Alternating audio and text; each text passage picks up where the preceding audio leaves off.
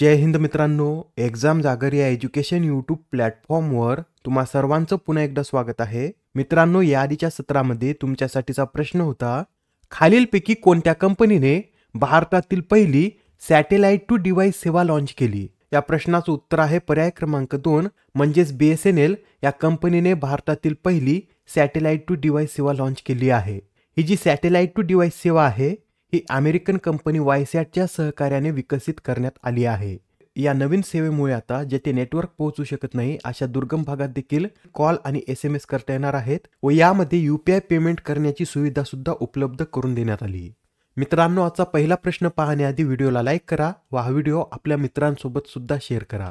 बघा, पहिला प्रश्न काय म्हणतो, तर कोणत्या देशाने COP29 मध्ये global energy efficiency alliance launch केले? तर मित्रांनो, हे जे ग्लोबल एनर्जी इफिशियन्सी अलायन्स आहे हे UAE म्हणजे संयुक्त अरब अमिरात या देशाने लॉन्च केला आहे. या उपक्रमाचं उद्दिष्ट काय आहे, तर 2030 पर्यंत जागतिक ऊर्जा कार्यक्षमता दर दुप्पट करणे आणि उत्सर्जनात लक्षणीय घट होण्यास हातभार लावणे हे या ग्लोबल एनर्जी इफिशियन्सी अलायन्सचं उद्दिष्ट आहे. बरं, ही COP29 परिषद कोठे आयोजित करण्यात आली होती? तर अझरबैजानमधील बाकू येथे या परिषदेचं आयोजन करण्यात आलं होतं. प्रश्न क्रमांक 2, दिल्लीतील सराय काले खां चौक आता कोणत्या नवीन नावाने ओळखला जाईल?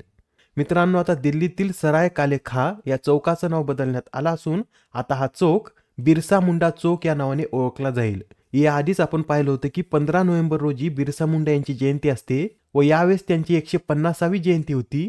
त्यानिमित्त आता या खालेखा चौकाचं नाव बदलून बिरसा मुंडा चौक असं करण्यात आलं आहे. यासच केंद्रीय मंत्री अमित शाह यांनी बनसेरा उद्यानात बिरसा मुंडा यांच्या भव्य पुतळ्याचे देखील अनावरण केले. मित्रांनो, आता बिरसा मुंडा यांच्या जयंतीनिमित्त पुढील 1 वर्ष म्हणजेच 15 नोव्हेंबर 2025 पर्यंत आदिवासी गौरव वर्ष साजरे केले जाणार आहे.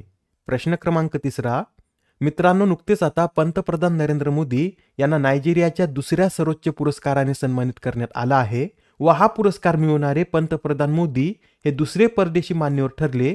तर हा पुरस्कार मिळवणारे पहिले परदेशी व्यक्ती कोण हेच आपल्याला यात सांगायचं आहे.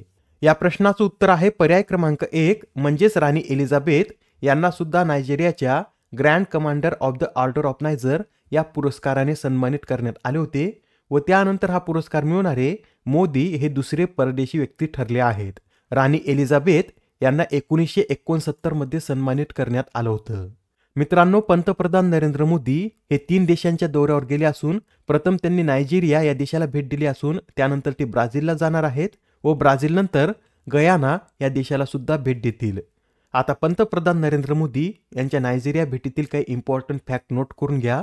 मोदी यांनी 16 आणि 17 नोव्हेंबर रोजी नायजेरियाला भेट दिली व पंतप्रधान नरेंद्र मोदी यांचा हा पहिलाच नायजेरिया दौरा होता.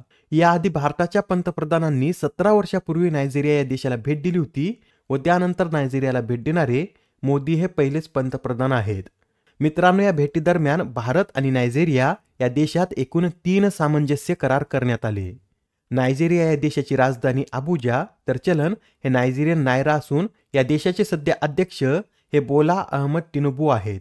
प्रश्न क्रमांक 4, 2024 मधील ATP फायनल्स एकेरीचं विजेतेपद कोणी पटकावले?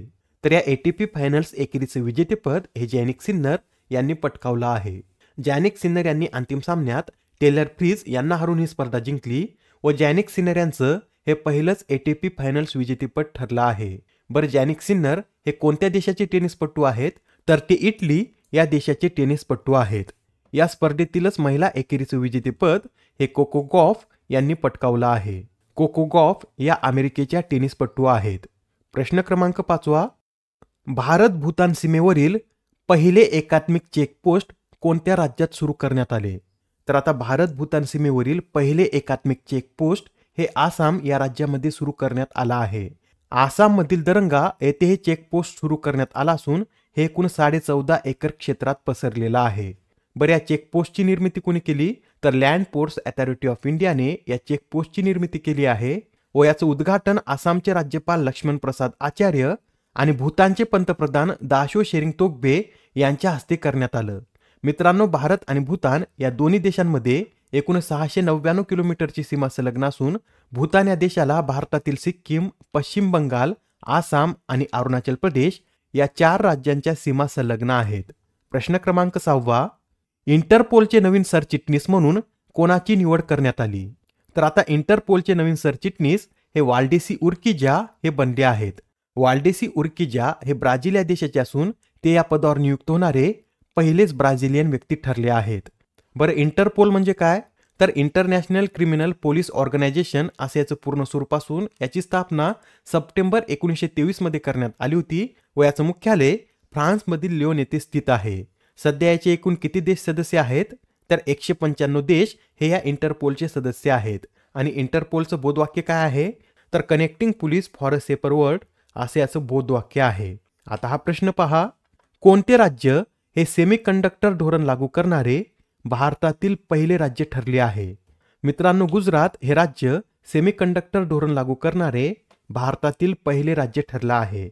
गुजरात सरकारने गुजरात सेमीकंडक्टर पॉलिसी 2022 ते 2027 सादर केली असून या धोरणाची अंमलबजावणी सुनिश्चित करण्यासाठी गुजरात सरकारने गुजरात राज्य इलेक्ट्रॉनिक्स मिशनची देखील स्थापना केली आहे. सेमीकंडक्टर धोरणाअंतर्गत गुजरात सरकार कंपन्यांसाठी सपोर्टिव्ह इकोसिस्टीम तयार करत आहे. बरं, भारत सरकारने इंडिया सेमीकंडक्टर मिशन कधी सुरू केले होते? तर 2021 मध्ये हे इंडिया सेमीकंडक्टर मिशन सुरू करण्यात आलं होतं. याबरोबरच हे सुद्धा लक्षात ठेवा, जगातील पहिले हाय अल्टिट्यूड पॅरास्पोर्ट सेंटर आणि देशातील पहिले अॅनालॉग स्पेस मिशन हे लडाखमध्ये स्थापन करण्यात आलं. पहिले IGBC प्रमाणित प्राणी संग्रहालय हिमाचल प्रदेश, देशातील पहिला high speed train test track राजस्थानमध्ये, पहिला खासगी लष्करी विमान कारखाना गुजरात, तर देशातील पहिली ॲडव्होकेट अकॅडमी ही आपल्या महाराष्ट्रात स्थापन करण्यात आली. प्रश्न क्रमांक 8.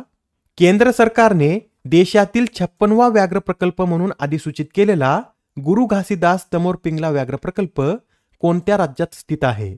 तर हा जो गुरु घासीदास तमोर पिंगला व्याघ्र प्रकल्प आहे हा छत्तीसगड या राज्यामध्ये स्थित आहे.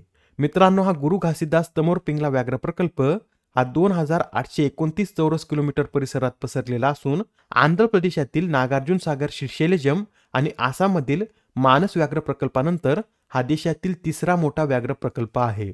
नेक्स्ट क्वेश्चन पहा, कोणती एअर कंपनी ही DGCA कडून डिझाईन ऑर्गनायझेशनची मान्यता मिळवणारी पहिली भारतीय विमान कंपनी ठरली आहे?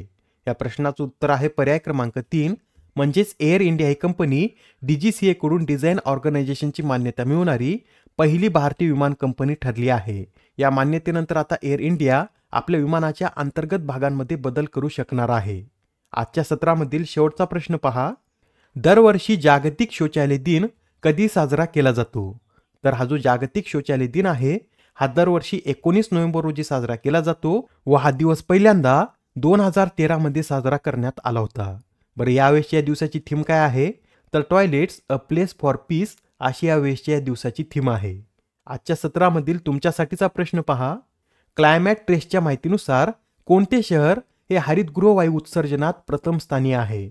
आता या प्रश्नाचं उत्तर कमेंटमध्ये देण्याचा प्रयत्न करा. उत्तर चुकलं तरी काय हरकत नाही, कारण ज्यावेळेस तुम्हाला या प्रश्नाचं योग्य उत्तर माहित होतं त्यावेळेस हा प्रश्न तुमच्या दीर्घकाळापर्यंत लक्षात राहतो. तर आता पुढच्या सत्रामध्ये पुन्हा भेटूया. धन्यवाद.